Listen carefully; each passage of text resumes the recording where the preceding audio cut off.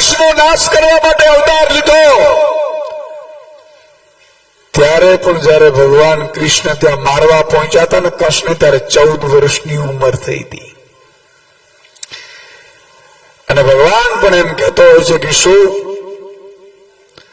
તારે પણ હજી સંઘર્ષ કરવો પડશે, તારે પણ હજી આ લોકોને સાંભળવા પડશે, લોકોની પીડા સમજવી પડશે, લોકોનો વિશ્વાસ જીતવો પડશે, પછી તું આ અહંકારીનો નાશ કરી શકીશ. અને એટલે હું વારંવાર કહું છું કે લાગશે વાર પણ આવશે મજા, લાગશે વાર પણ આવશે મજા. હવે હું મુદ્દા ઉપર આવું છું કે આપણે 78 વર્ષ થયા આઝાદીને, બીજા દેશો ચંદ્ર અને મંગળ ઉપર પહોંચી ગયા છે સાહેબ, અને તમે હું રસ્તા શોધીએ છીએ, સ્કૂલ શોધીએ છીએ, સ્કૂલમાં શિક્ષક શોધીએ છીએ, ખેડૂતોનો ભાવ શોધીએ છીએ. આ લોકોને કહેવા માંગુ છું